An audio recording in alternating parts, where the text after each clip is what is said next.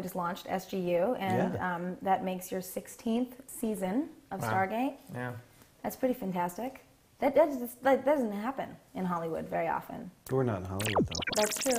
Hollywood North? True. Doesn't count? No? I think if someone noticed, they might try and stamp us out. They're just not paying attention. It's 3 distinct series. Yeah. But one big franchise. I mean, that's Yeah. you know, that's rare. That's ER and Law and Order and. You can't really put us in that rarefied air because we're, you know, those are mainstream shows. We've been on the air a lot, and it's wonderful, and I have certainly nothing to, you know, it's all been great, but You don't put yourself in the same category? we're in the category of shows that have been on the air a long time. That's definitely true. Just that category. Yeah. But they're all different. There's a law drama and a medical drama and And a science fiction drama. Yeah. Don't get me wrong, I'm happy to have been employed this Yes, long. this long. I love it. It's Yeah. great.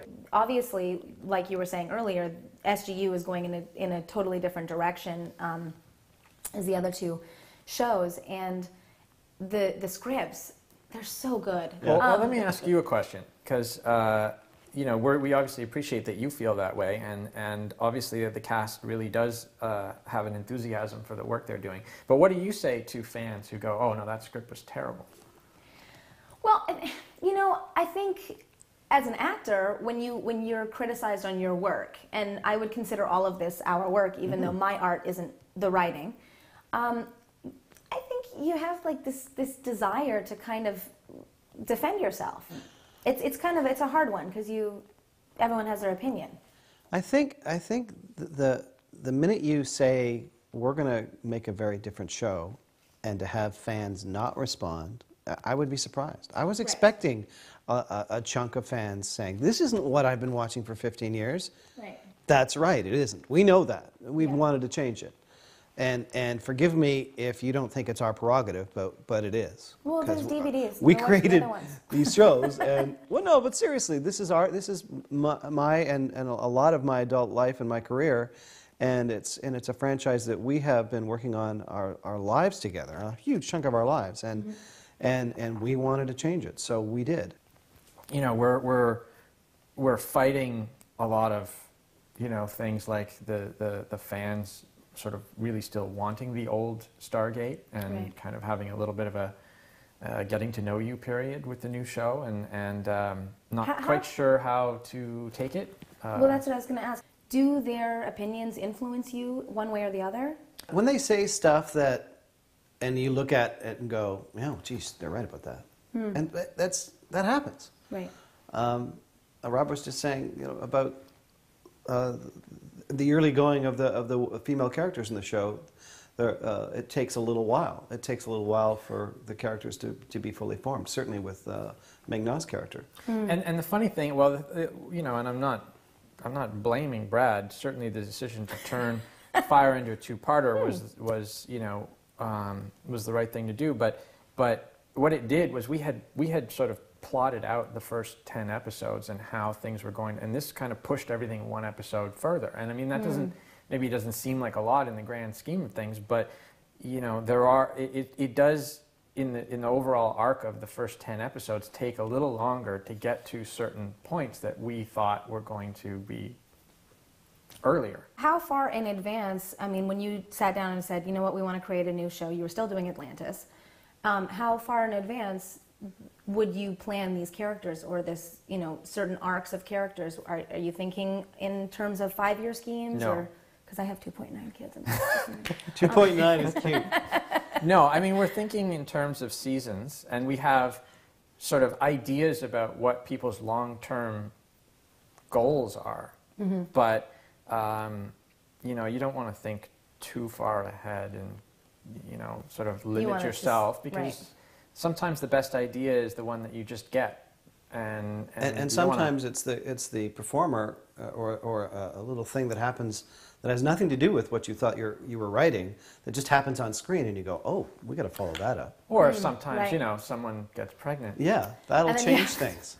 That does change things sometimes. Yeah. You could always shoot, you know, this way or something. Yeah, I can't like, for example, I can't wait for the fans to go, you know, oh, those horrible producers, all they can think of for a woman's character to be is to pregnant. make her pregnant, yeah. That horrible actress for getting pregnant. That was funny. No, that is, we never hold that against people because that is actually how we reproduce. Good. That we need as a society to acknowledge that, I think.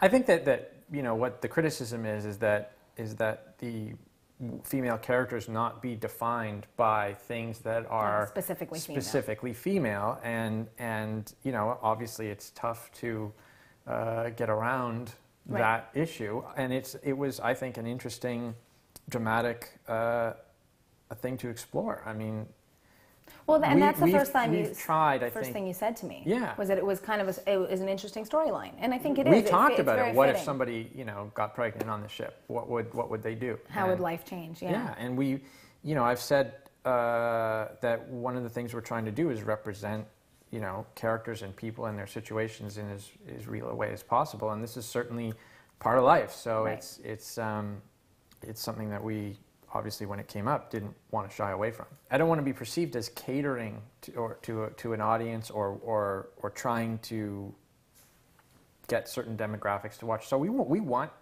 people to love the show. Mm-hmm. We want as many people to watch and think it's a good show as possible. And I think that we wanted, you know, Stargate Universe to be about a community of people trying to survive that was in some ways a little bit of a microcosm and analogy for you know, us here on this planet. Mm. Well, I know because Amanda was saying that, you know, going to conventions and such, a lot of the fans will say to her, like, I went into science because of you, or and she's like, really, I'm just an actor. but you have that influence, so I think it's wonderful that we especially on SG1 in Atlantis, we had real scientists like NASA folks watching our show because our characters were always the hero. Our scientists were the heroes, and coming up with the solutions that saved the planet Earth. And that's kind of a neat fantasy for someone who works at NASA to be thinking of. Absolutely. SGU's different. SGU's the characters are more flawed, and people are going to be disappointed with with some of the characters they love, and then grow to love them again, and because that's reality. That's what happens in drama. Absolutely. Yeah, I agree. I love it. I'm glad. You did love it too. When you watched the premiere, there was a whole change in your. Yeah. Wasn't there? Well, I found some really interesting things that I didn't see maybe reading the scripts, or especially the first like 3-parter. I don't know if it's because I was moving and have a couple kids and meeting everybody, or if it was just I just couldn't wrap my head around it. And then when I saw it, I picked out these little moments like Greer really surprised me. Yeah.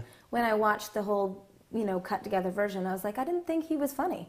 And then I watched, and there's these really hysterical moments, and I don't know if that's because they're scripted or because the way they're being played or directed or edited. Everything hopefully comes up a level when you shoot it. I mean, that's the goal, is to have everybody contribute, and hopefully it comes together, and then you add, all the wonders of editing and timing and visual effects and music and all that sort of stuff, and you will tend to see clearly those elevations in the scene that you're in, because you've seen it blocked. You say, okay, we can fix this, we can do this, we can come up with this moment, you're going to do that, so I'm going to respond to that.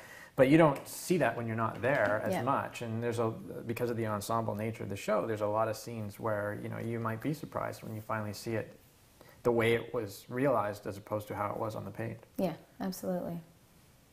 Yeah. Thanks, guys. This is Kelly Ripa and Roger Cooper and Brad Wright signing off. Who's Regis? Be on my show! Be my co-host!